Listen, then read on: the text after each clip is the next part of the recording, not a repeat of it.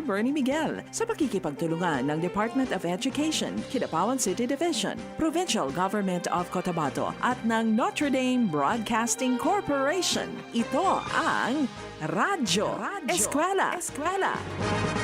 Radyo Eskwela. Lunes hanggang Biyernes. Ganap na alas 10 hanggang alas 11 ng umaga at alas 3 hanggang alas 4 ng hapon. Radyo Eskwela sa DXND Radyo Bida.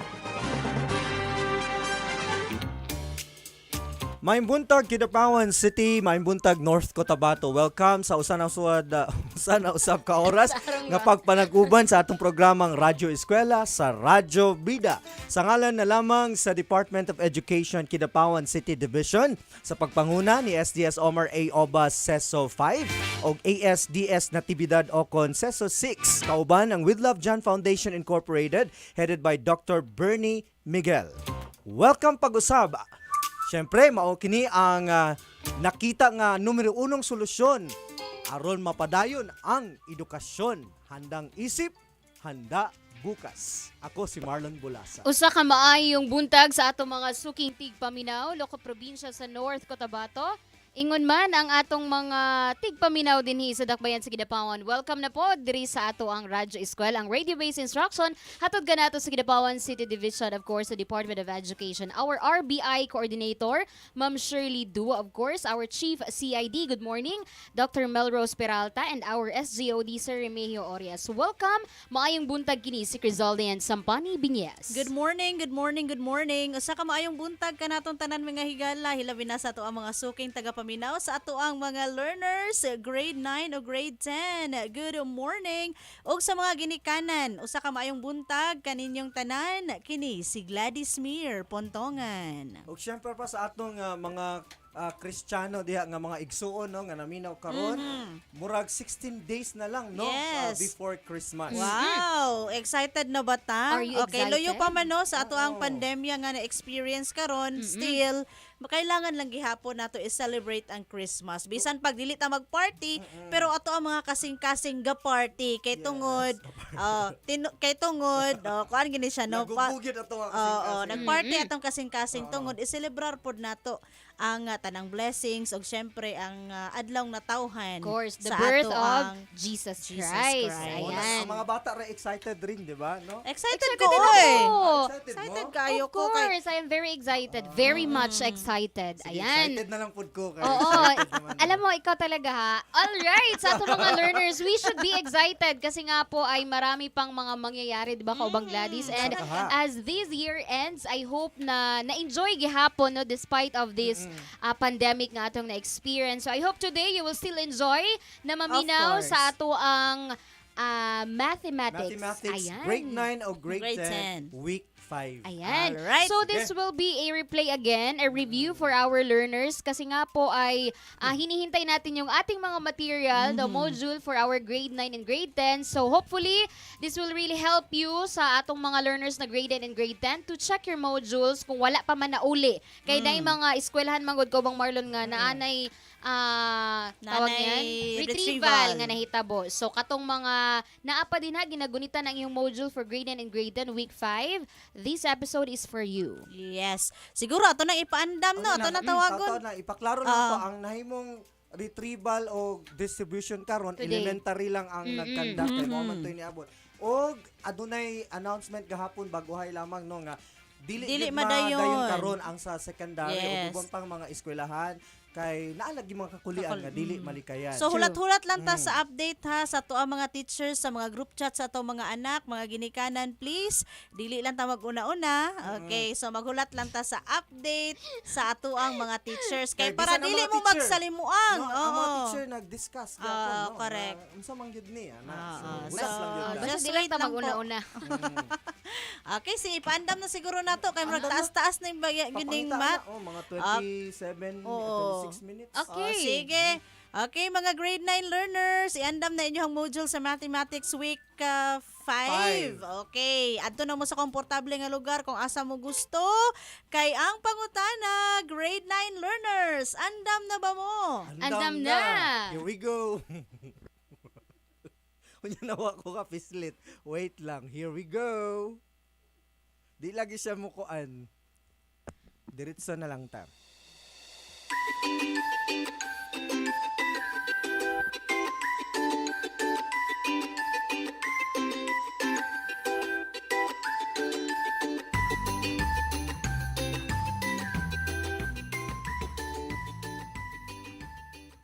Good morning, Kidapawan, especially to our grade 9 learners. We are back to embark on another journey of learning numbers. This is our week 5. Isn't it amazing? You have hurdled 4 major laps in your mathematics journey. Aren't you proud of your achievements? I do. I am your radio host, Gladys Mir Puntongan of Kidapawan City Division. Let us have fun today. Now, my dear grade 9 students, in order to prepare you to the next step of our journey, I want you to get your self-learning module in grade 9, module 5A. Then, you have to open it on What I Know section. Did you see it? Very good. Now, we have to spare a moment to answer the questions. This is a pre-assessment activity. Allow me to check your prior knowledge in the previous topics. Let's begin.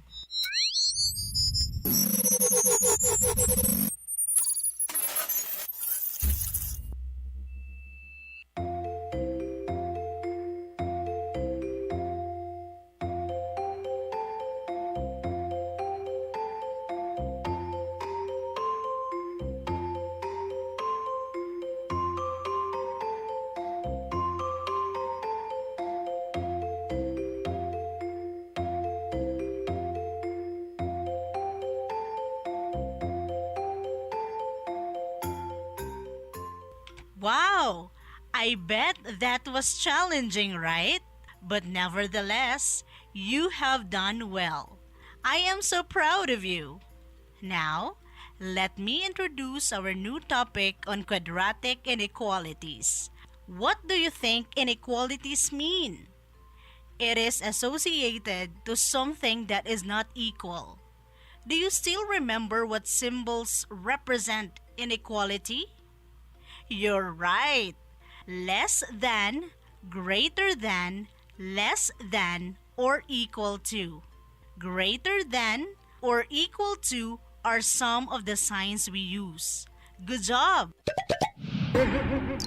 Are you getting excited to learn? I am too. Let's start. I am going to turn you over to our radio teacher, Teacher Crizel Dayan Sampani Binies. She is very excited to discuss the lessons with you. I hope you are all set by now and very much ready to listen. Let's get on!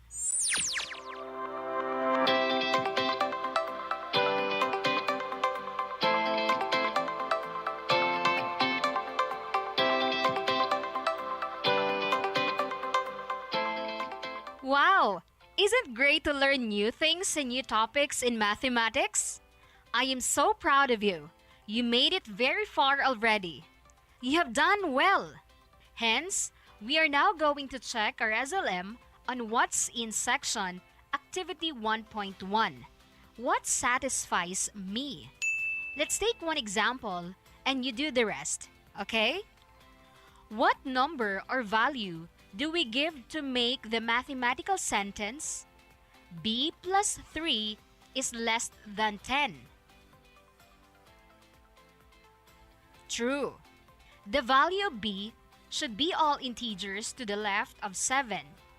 Hence, as an example, 6 plus 3 is equal to 9, which is less than 10. Hence, numbers to the left of 7, which are the numbers from 6 to its left, are possible answers. It was easy, right? Let's take the next example. 4c minus 5 is greater than or equal to 19. What numbers will make the statement true? The value of C should include 6 and the numbers to the right of 6. For number 3, the value of M should be less than 2. That should include all numbers from 1 and all numbers to the left of 1. Meanwhile, number 4, this is a quadratic equation, which means that we get to the values of R through factoring. So, the values of R sub 1 is negative 7 and R sub 2 is positive 1. For item number 5, the values of M can be obtained through extracting square roots. Hence, the value is positive negative 5. Finally, item number 6 should be transformed to a standard form of the equation and get the values of n through factoring. The values of n sub 1 should be positive 5 and n sub 2 should be positive 2. Wow! You made it pretty well. Good job!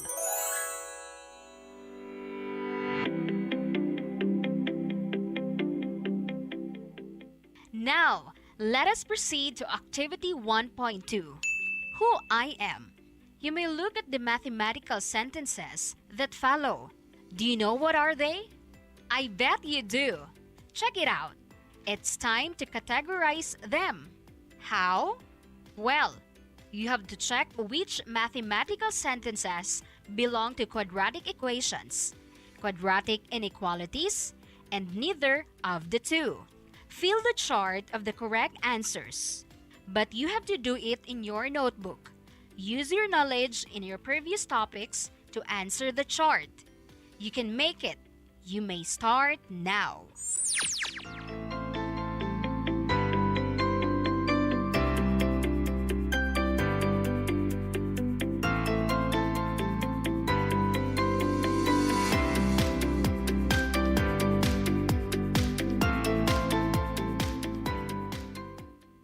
Were you able to classify the answers? I know you did. Let's check your answers then. Ready? But before that, let's define what a quadratic inequality is all about. Listen to this.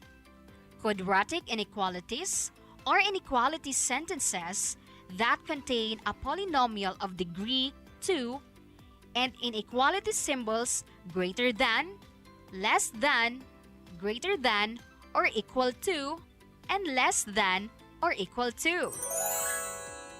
Wow, that was easy, right?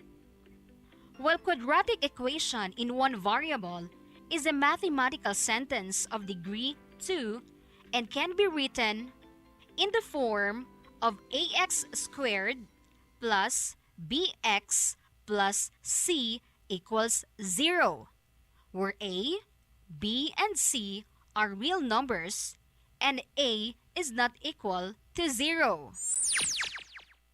I know you are very excited to check your answers. Let us do it then. We have two answers for quadratic equations. Did you get it right? Those are the mathematical sentences. X squared minus 4x plus 8 is equal to 0, and 5 plus 6k is equal to 7k squared. On the other hand, the mathematical sentences 3x squared plus x plus 10 is greater than 0. The quantity of 2r minus 3 multiplied 2r plus 1 is greater than or equal to 2. 2s squared minus 3s plus 5 is less than 0. And finally, 7d squared is less than or equal to 14 are all quadratic inequalities. While the remaining mathematical sentences m plus 5 is less than or equal to negative 12, and the quantity of 2n squared plus 5 multiplied to 3n minus 1 is greater than 0. Does not qualify to quadratic inequalities since its degree is not 2. Let's check your answers on items 1 to 3. Look at item number 1. We can have an answer of x squared plus 4x minus 5 is greater than or equal to 0. How about yours? Now, shall we look at the item number 2? One possible answer is 12 minus 3x plus x squared is greater than 0. Great! This time, let's answer item number 3. The possible answer can be 4t squared minus 7t plus 1 is greater than or equal to 0. Good. Our answers may vary, so don't worry much. Well done, mathematicians!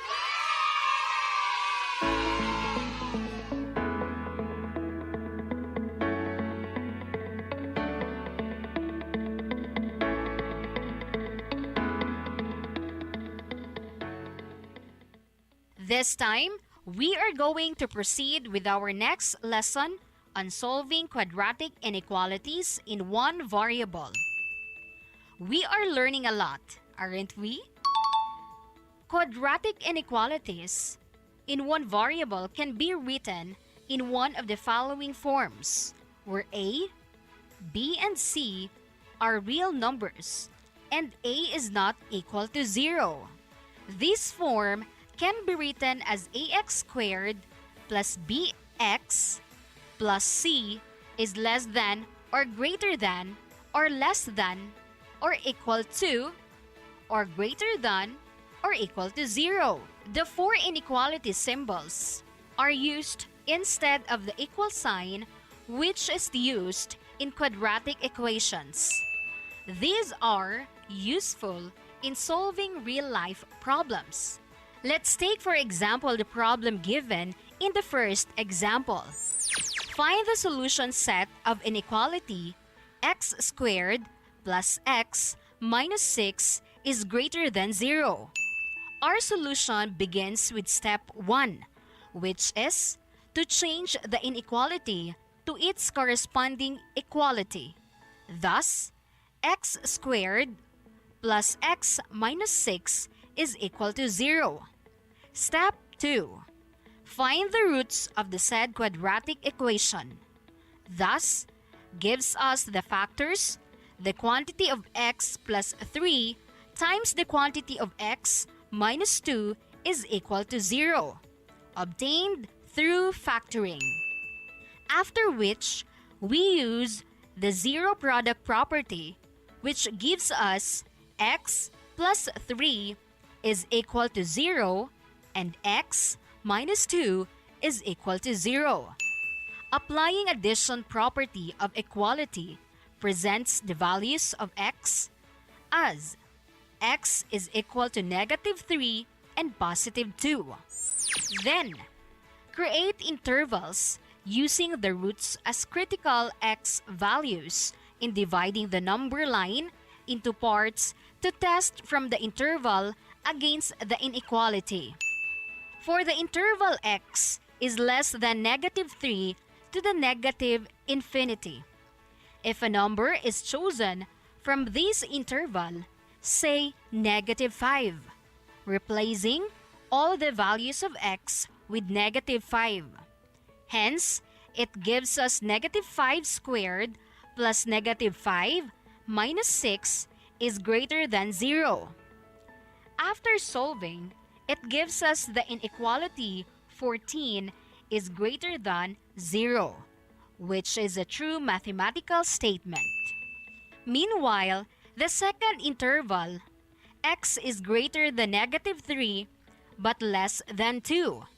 If x is equal to 0, the interval x is greater than 2 to the positive infinity. Let's pick a number, say 3, and plug in this value to the inequality given. Thus, 3 squared plus 3 minus 6 is greater than 0. The answer gives the inequality statement 6 is greater than 0, of which presents another true statement. It is also important to point out that we need to test the roots of the inequality, which are the values -3 and +2. As a result, we both have false mathematical statements from the solutions provided. Consequently, plot the roots on the number line represented by -3 and +2. Darken the parts of the number line that represents the solution set. Also, take note that an open circle means that the roots are not part of the solution. Finally, write the solution set of the inequality. The solution set of the inequality x squared plus x minus 6 is greater than 0 is therefore x is less than -3 or x is greater than +2. Make sure to answer what's more. Activity 2.2. Do you know my solution?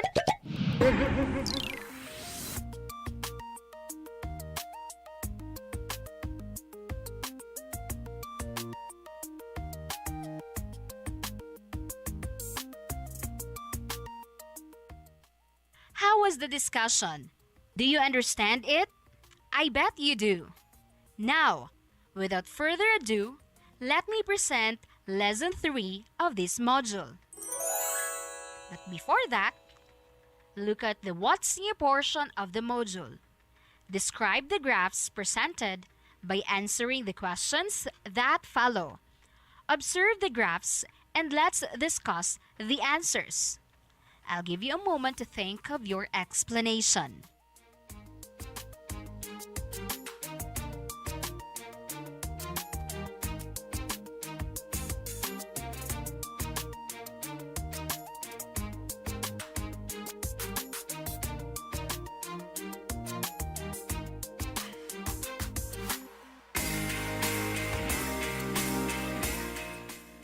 Are you ready now?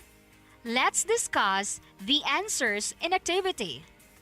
The graphs in activity 3.1 Describe Me are all quadratic. The first graph is a quadratic equation. That is why it has no shaded part, unlike the other graphs. Graphs 2, 3, 4, and 5 are of quadratic inequalities. The shaded parts represent the solution set of the inequality. Remember this. Broken line is used in outlining the parabola when the inequality symbol is greater than or less than. This indicates that the points on the parabola are not part of the solution set. But when the inequality symbol is greater than or equal to or less than or equal to, a solid line is used in sketching the parabola, indicating that the points on the parabola satisfies the given inequality. What are the quadratic inequalities in two variables? It can be written in any of the following forms where a, b, and c are real numbers, and a is not equal to 0. Hence, we can write it in 4 ways we have. Y is greater than or equal to, less than or equal to, ax squared plus bx plus c. This time, let's find the solution set of y is less -x squared minus 2x minus 1. Let's begin with the step 1. Write y is less than -x squared minus 2x minus 1 to its corresponding equality. Thus, y is equal to -x squared minus 2x minus 1. Then, graph this equality. Remember that broken line is used to outline the parabola when the inequality symbol is less than or greater than, which indicates that the points of the parabola are not part of the solution set. However, when the inequality symbols are less than or equal to or greater than or equal to, a solid line is used to sketch the parabola, which means that the points of the parabola satisfies the given inequality. Since the inequality symbol used in the given is less than, we are going to use the broken line. This will be followed by selecting one point in each region and check whether the given inequality is satisfied. Say, the test point is 0. 0, which is outside the parabola. We now plug in the values 0 to the given. Hence, the value of y being 0 and the value of x is also 0. The final answer is 0 is less than -1, which is a false statement. Now, let's check the points inside the parabola.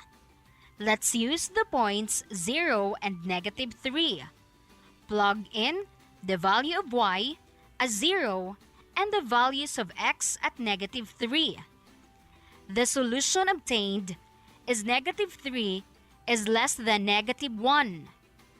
Is it a true statement? Yes, you're correct.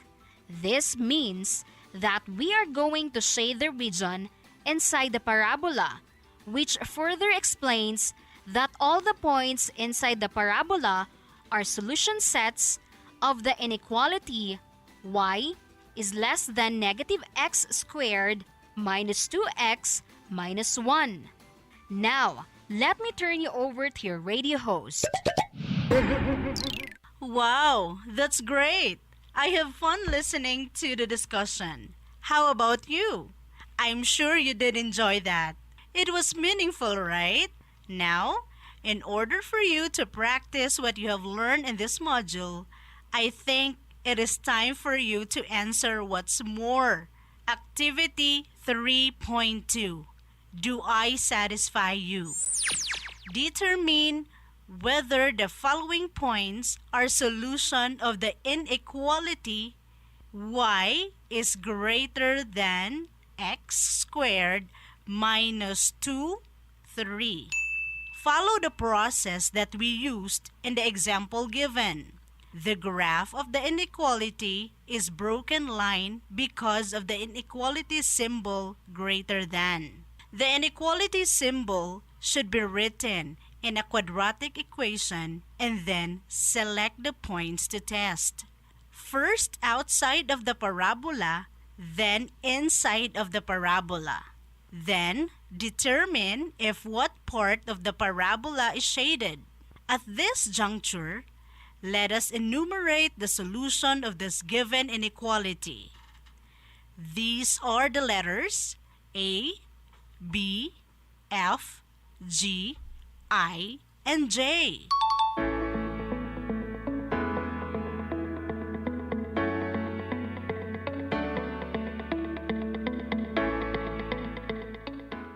I am so proud of your achievements for this lesson. I hope that you continue to show the same enthusiasm and interest in solving problems on quadratic inequalities. There are remaining activities in the module that you should answer as exercises where you can use what you have learned. Resume answering the What I Have Learned section. Proceed to What I Can Do and the assessment part. Moreover, enrichment activities are also available to further knowledge. I know you can do it. I have faith in you. Remember that what the mind can conceive, the body can achieve. Yes, you're right. If you know you can, you will do it. I will give you time. If you cannot finish it all, you can always find time to do it. Right? What is important is that you will apply what you have learned. I'm your radio teacher, Teacher Crisaldi and Sampani Binyes, saying good day and be smart with mathematics.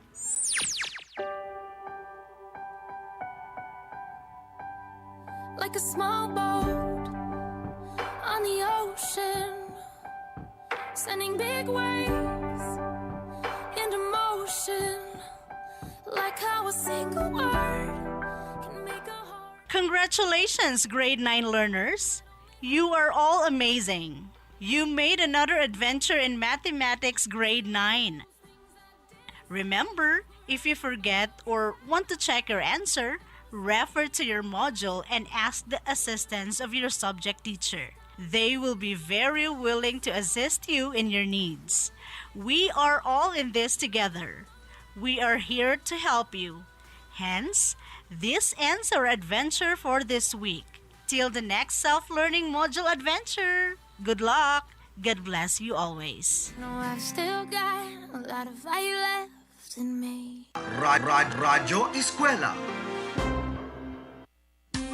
Inihahatid sa inyo ng With Love John Foundation Incorporated sa ilalim ng pamumuno ni Dr. Bernie Miguel sa pakikipagtulungan ng Department of Education, Kidapawan City Division, Provincial Government of Cotabato at ng Notre Dame Broadcasting Corporation. Ang Radyo ESKWELA.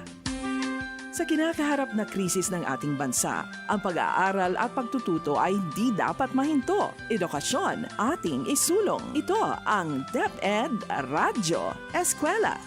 Radyo ESKWELA, Lunes hanggang Biyernes. Ganap na alas 10 hanggang alas 11 ng umaga at alas 3 hanggang alas 4 ng hapon. Radyo ESKWELA sa DXND, Radyo Bida.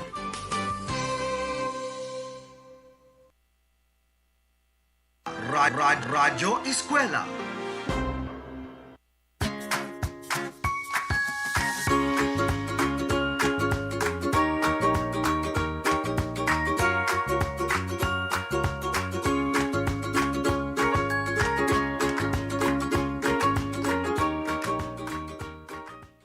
Hi! Good morning! Especially to our grade 10 learners. How are you today? It's time for us to learn another lesson in mathematics. I'm your radio host, Teacher Crisaldi and Sampani Binyes of Kidapawan City Division. Before we begin, let me check what you've learned in your previous lessons. Kindly get a pen and a paper because you will be writing your answers down. Are you ready? You may just write the letter of the answer in your paper. Please listen very carefully. Number 1. Which of the following sequences, where every term after the first is obtained by adding a constant called the common difference? A. Arithmetic. B. Fibonacci. C. Geometric. Letter D. Harmonic. Number 2. Which of the following sequences, where every term after the first is obtained by multiplying the preceding term by a non-zero constant? A. Arithmetic. B. Geometric. C. Harmonic.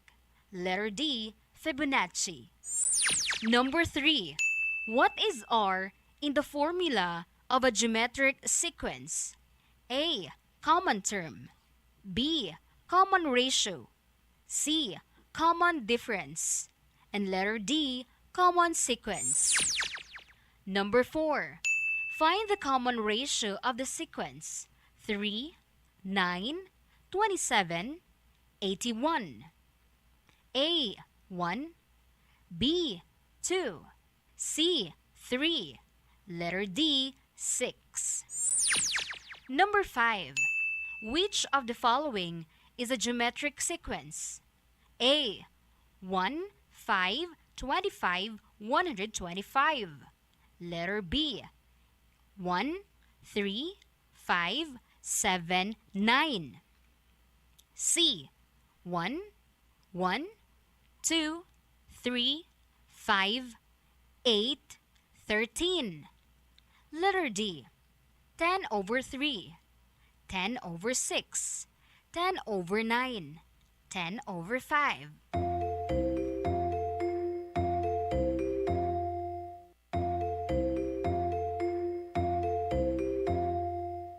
Now, let us check your answers. Number 1, the answer is arithmetic.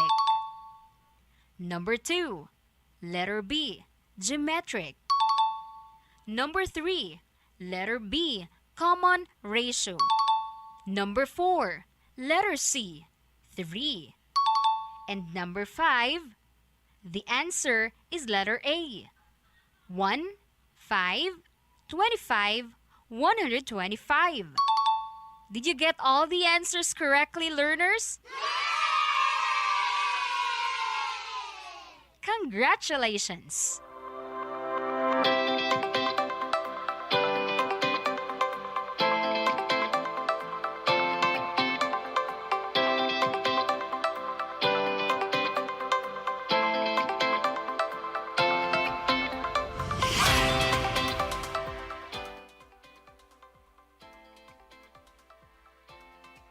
Since we have already reviewed our past lesson, I know you are ready to learn more about sequences. Today, we will differentiate geometric sequence from arithmetic sequence. And our objectives are to determine whether the sequence is geometric or arithmetic. Second, differentiate the geometric sequence from the arithmetic sequence. And third, make a comparison chart of their differences. Now, get yourself a learning module in grade 10, quarter 1, module 5. You'll follow your radio teacher for today's lesson. Are you ready? Prepare your pens to take note of important things. Here is your radio teacher, Gladys Mir Pantongan from Kidapawan City Division.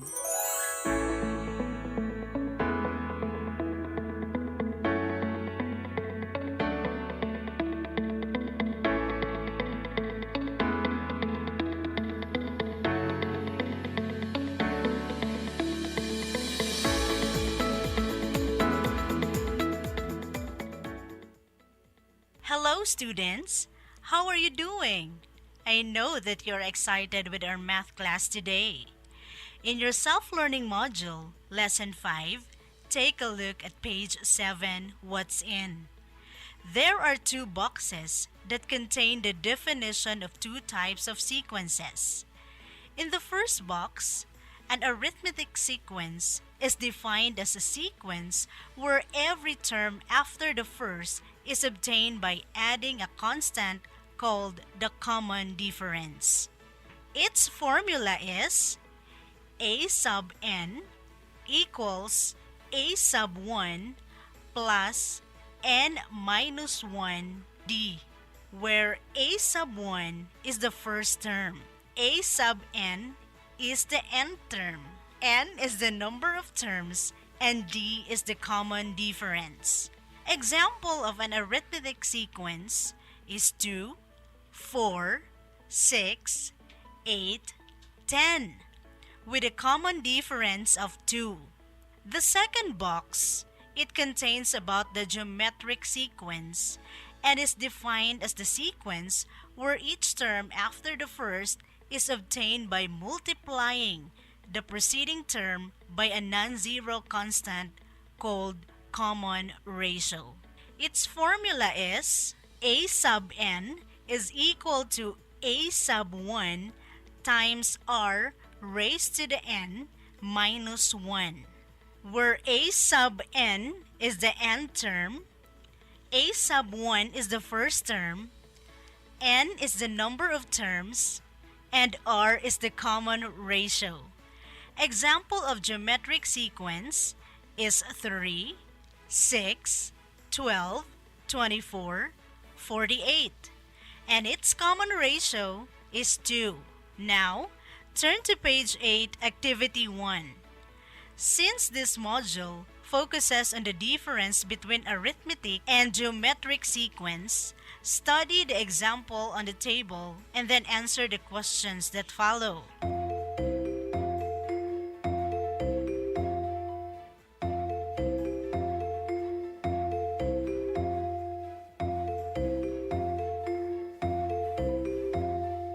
Are you done? While going home, Jane and Chris talk about the sequences they discussed during the class. Set A, 3, 5, 7, 9, 11, 13, blank, blank. And set B, 1, 4, 16, 64, 256, blank, blank. What is the common ratio on set B? That's right. The common ratio is 4. What is the common difference of the sequence in set A? Correct. The common difference is 2. What did you observe between the two sequences? You're right. In set A, the term is added by 2, while for set B, it is multiplied by 2. What are the differences between the two sequences? Yes, they differ in getting the next term. One is through addition and the other is through multiplication. Are these sequences arithmetic or geometric? Right. Set A is arithmetic while set B is geometric. Let's focus on the important terminologies that you must learn and remember about the differences between geometric and arithmetic sequence.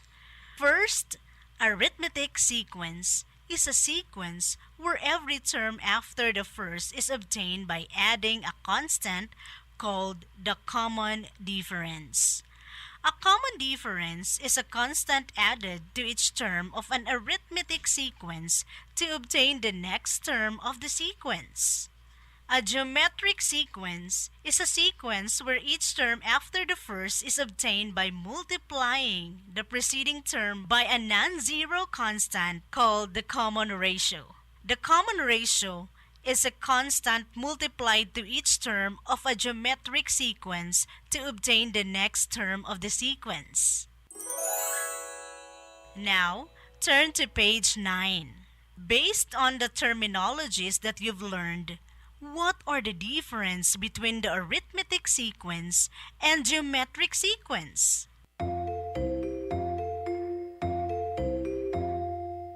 You're right! An arithmetic sequence is a sequence where every term after the first is obtained by adding a constant called a common ratio, while geometric sequence is a sequence where each term after the first is obtained by multiplying the preceding term by a non-zero called common ratio. Also, the formula of arithmetic sequence is in linear form, and for geometric sequence, it's in the exponential form. In terms of graph, arithmetic sequence follows a straight path, while geometric sequence follows a curved path.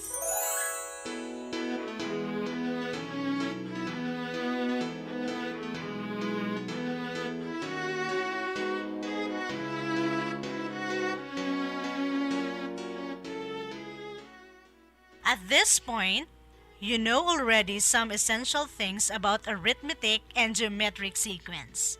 Now, we will learn how to determine whether the sequence is arithmetic or geometric by doing activity 2. For each sequence given, determine whether it illustrates arithmetic or geometric and then find its common difference or common ratio. Write your answer on a piece of paper.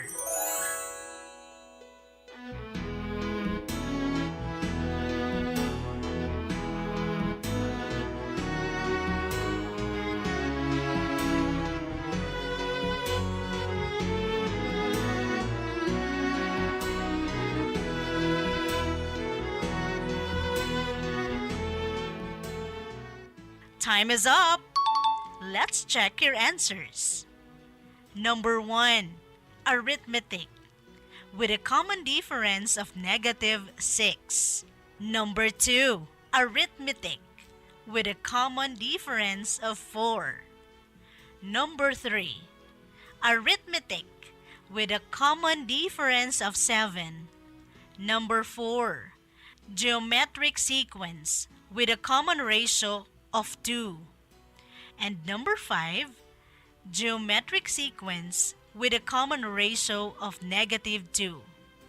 Very good, learners! For more practice, let us now jump to Activity 5 on page 10 of your module. Determine whether each sequence is geometric or arithmetic. Are you ready? You may now start.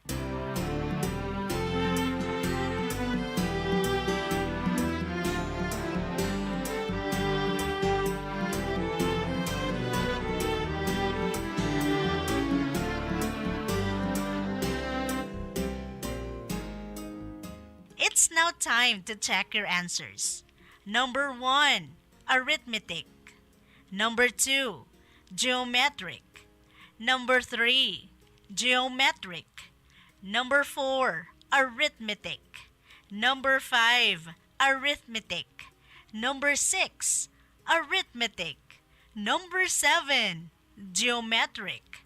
Number 8, geometric. Number 9, geometric. And number 10, arithmetic. Good job! Now, you're up for the final challenge of this module. Was it easy for you to determine which sequence is arithmetic or geometric? The next activity will assess your skill in applying what you have learned. Let's keep it going.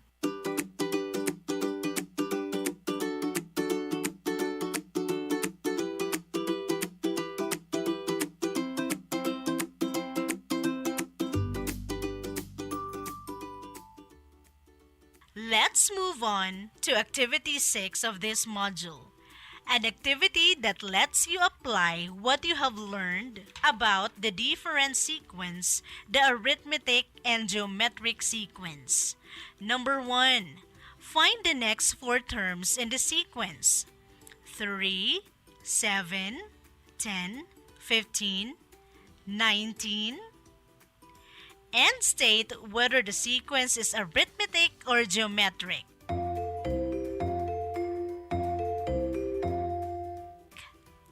The next 4 terms are 23, 27, 31, and 35.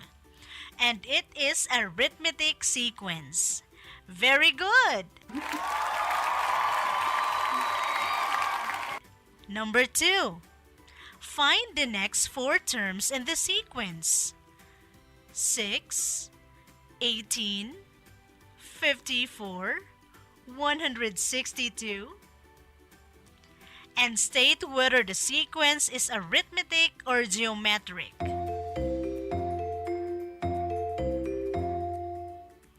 That's correct!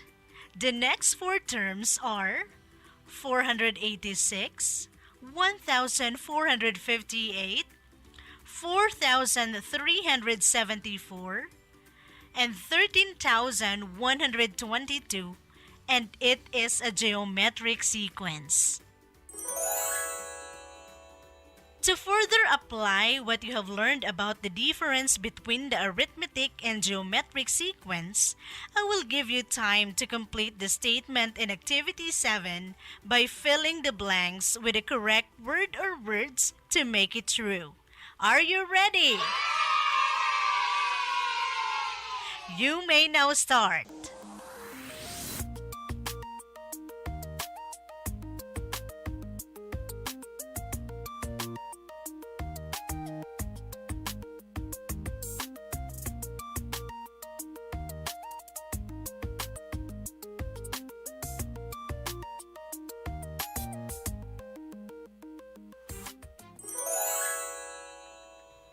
Let us now check what you've filled in the blanks in the statement. Number 1, arithmetic. Number 2, adding. Number 3, common difference. Number 4, geometric. Number 5, common ratio. Number 6, linear. Number 7, exponential. Number 8, straight.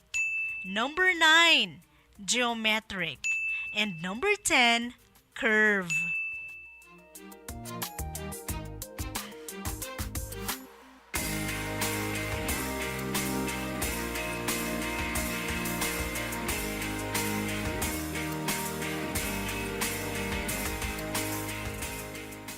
Now that you already knew the differences between the arithmetic and geometric sequence, make a comparison chart to show the difference between them. Look at Activity 8, What Can I Do? On page 11 of your module.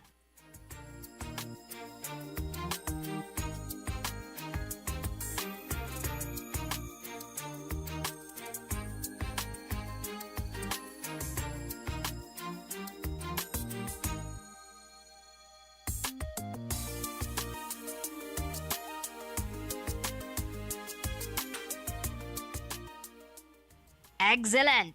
You did a very good job in applying what you have learned. That was easy, right? I am very much happy that you have answered all the activities prepared for you. For you to know how much you've learned, please answer the questions on page 11 of the assessment by choosing the letter of the best answer. Ready? Start!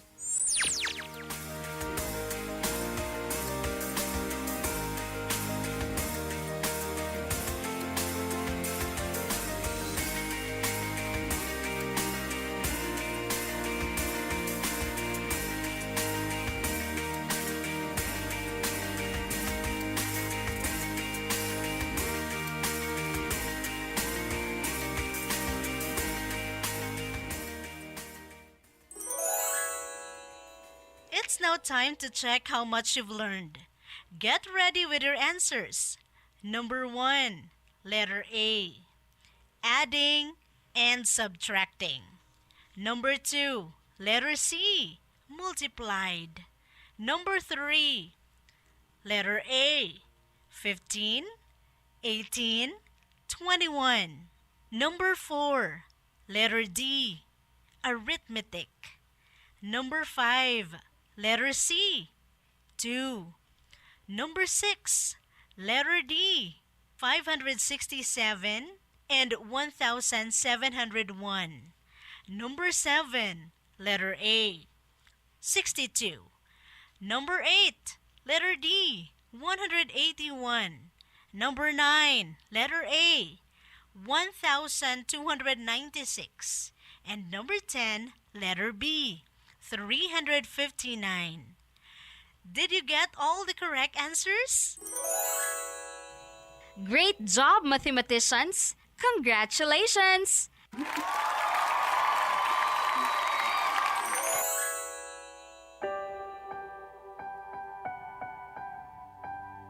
Like a small boat on the ocean, sending big waves into motion. Like how a single word can make a heart open. I might only have one match, but I can make it. This ends our lesson for today. You have learned how to determine whether the sequence is a geometric or arithmetic. Differentiate the geometric sequence from the arithmetic sequence and make a comparison chart of their differences. Be sure to tune in to our Radyo ESKWELA next time. We will prepare math lessons for you to understand more about the topics. This has been Crizalde and Sampani Binyes. Keep on learning math, everyone. Stay focused, and may the Lord God bless you all. No, I've still got a lot of fire left in me. Alright, ang atong oras 56 minutes after 10 o'clock. Una tamo padayon no, ato lang ning lakbitan kining panawagan. Nanawagan si Christian Earl A. Rico, usa ka nurse nga na-assign sa President Rojas. Nawala daw niyang wallet no around 5:20 to 5:30 samtang pauli na siya dinhi sa Kidapawan kay niangkas siya sa single nga motorcycle. So palihog lang iuli niya. Dahil kay niangkas siya sa kangga no. Hindi, napaka kasi sharp nung time. Which is tama naman. 5:20 to 5:30 og President Rojas going Kidapawan. So kung naamay nakakita, pwede nilang ihatod sa sa TMU o dinhi sa radio station. Kung nakita po daw sa President Rojas ang maong wallet, pwede nilang ihatag o ihatod dito sa health center sa President Rojas kung asa siya naga-work. Kay importante ito, ang wa man to'y kwarta daw kuno o ingon sa tag-iya. Ang iya lang mabalik ang Mga ID. RCID Correct. o ang ATM. Ay, lisod kayo na pangitaon. Oo. So palihog no. I mean, lisod kayo, usbo na sa dog pahimo. Walay kwarta kwarta. niya, busy ang tawo. Fine. Walay kwarta ang pitaka. Wala to'y Familiar. kwarta, so Familiar. Alam nga nun sa pamanggong date ron, December 9 pa. di ba? So dili walay kwarta meaning wala gid siya mapuslan kung Oo. kung kuhaon gyud to sa tuyo. Wala Oo, siya sabagay, mapuslan. So sabagay naman. iuli na lang ihatag na lang sa Kung mga pika, walay kwarta ikaw sa mga bayad. Kasi kung magkakape, tapos walang pambayad, yung luoy kaayo. tapos yung kasama magbayad. Magbayad. Wala Tapos problema dili na. na mo mabayaran kay makalimot naman ka. Oo, be a blessing to others. Correct ka dyan. Sige. Okay, sige. Okay. Hapit na mahuman, no? All right, congratulations to our learners grade 9 and grade 10, of course. Our math department, no, for the RBI script, no, sa grade 9 and grade 10. Of course, Ma'am Ronella Molina, yung coordinator natin. Sige. Bahala mo diya, kaya ako wala lang. Okay. Okay, shout out ko na lang ni. Dali lang Shout out. Hi to Ma'am Paren, Ma'am Rebecca Palmones, Ma'am Aline Angeles, Ma'am Christine Naraga, and Ma'am Daisy Busain. Alright, manamilit na tayo. December 9 pa lang, pero ang saya-saya na, di ba? Alright. That's the spirit. And congratulations nga pala sa mga ikinasalo kahapon. Of course, nag-host ako doon sa kay Ma'am Jasmine and Sir Phyllis Tondo. Congratulations and Congratulations, best wishes. Pod. Okay, sa ako ang friend na si IC. Sir Fred Castro and si Ma'am IC Castro. Ayan. Sa Napa na daw tanan. part 2. Part 2. Yes, napa. Wala katamo ako. Katamo. So, mapil na ko. Yes. Okay, alright. So, congratulations sa atong mga learners this time, grade 9 and grade 10. Of course, salamat sa padayon nga pag-monitor sa atong Radyo Eskwela. Ang radio-based instruction, of course, kami makitaan or ang atong Radyo Eskwela makitaan madunggan. Pinagi sa DXN de Radyo Bida 747, DepEd tayo Kidapawan, and Happy FM Kidapawan Facebook page. Daghang salamat unyang hapon atangan ang Araling Panlipunan, no? Ang atong paborito nga subject. Alright, daghang salamat. Maayong buntag, of course, kauban nato atong RBI coordinator, Ma'am Shirley Dua, our Chief CID, Dr. Melrose Peralta, and our SGOD, Sir Remigio Orias. Daghang kay salamat. Nagapaminaw karon akong Aris, maayong buntag kini si Crizaldian Sampani Binyes. Daghang salamat sa atong mga grade 9 o grade 10 learners, sa atong mga ginikanan suking tagapaminaw, sa atong sponsor with Love John Foundation Incorporated headed by Dr. Bernie Miguel. Daghan kaayong salamat kini si Gladys Mir Pontongan. Daghang salamat Notre Dame Broadcasting Corporation, ang duha ka mga kong istasyon sa Soxar Gen, DXMS Radyo Bida Cotabato City 882, DXN di Radyo Bida Kidapawan City 747. Sa ngalan na lamang sa Department of Education Kidapawan City Division ug ang With Love John Foundation Incorporated, mao kanang pagatud kaninyo sa Radyo Eskwela sa Radyo Bida. Ako si Marlon Bulasa nga nagaingon, taliwala nining pandemya, kitang tanan, we should be a fighter, not a quitter.